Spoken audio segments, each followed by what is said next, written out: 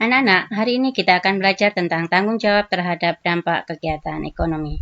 Anak-anak masih ingat ya macam-macam kegiatan ekonomi?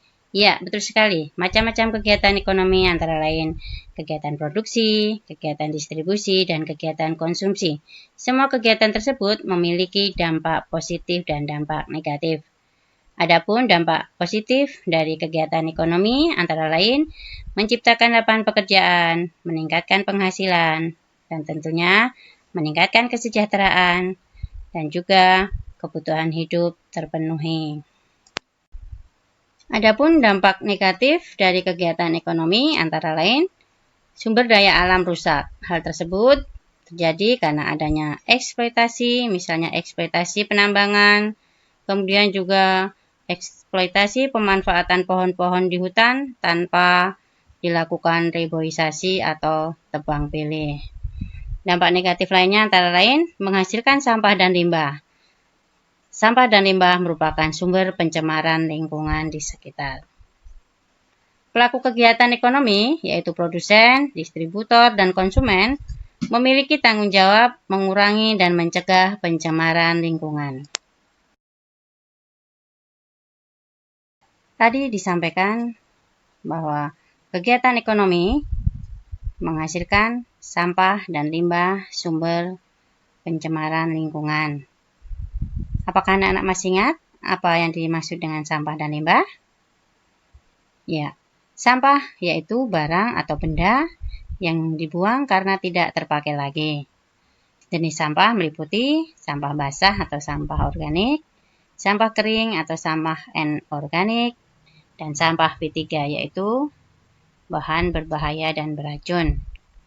Sedangkan yang dimaksud dengan limbah yaitu sisa proses produksi. Jenis limbah meliputi limbah padat, limbah cair, dan limbah gas.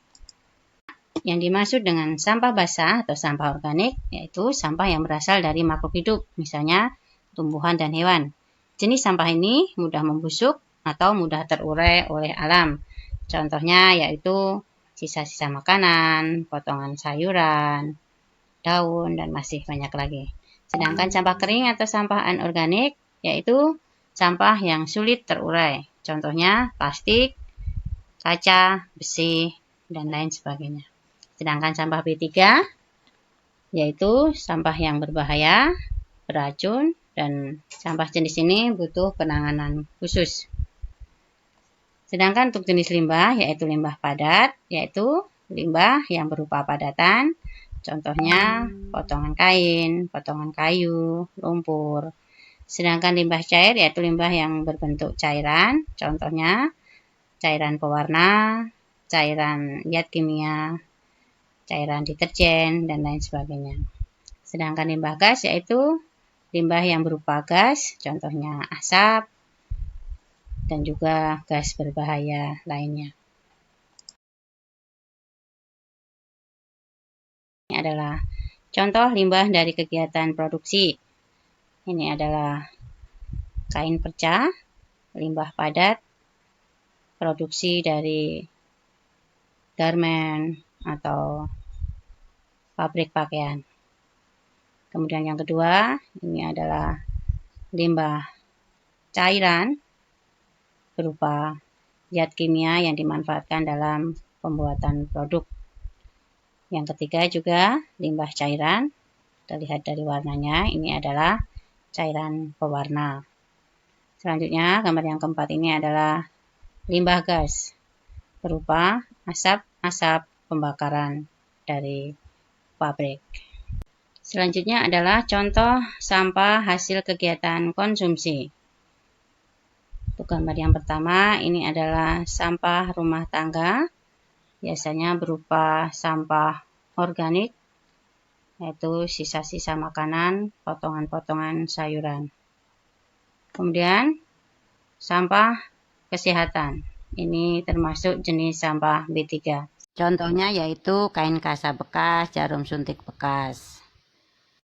Selanjutnya, gambar yang ketiga yaitu sampah kemasan, berupa plastik, kaleng. Itu merupakan jenis sampah anorganik yang sulit untuk terurai. Selanjutnya, gambar ini adalah gambar sampah gas, yaitu asap dari kembang api yang mengandung bahan kimia, dan juga asap dari kendaraan bermotor. Baik, selanjutnya kita akan mempelajari dampak negatif dari sampah dan limbah, serta cara-cara mengurangi sampah dan limbah.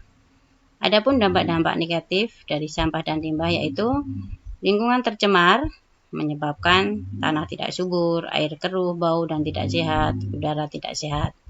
Selain itu, menimbulkan banyak bibit penyakit.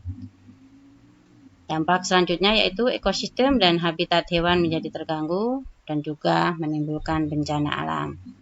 Adapun cara-cara mengurangi sampah dan limbah antara lain membuang sampah pada tempatnya, membuat tempat pembuangan limbah, mengolah sampah dan limbah, menerapkan 3R yaitu reduce, reuse, dan recycle.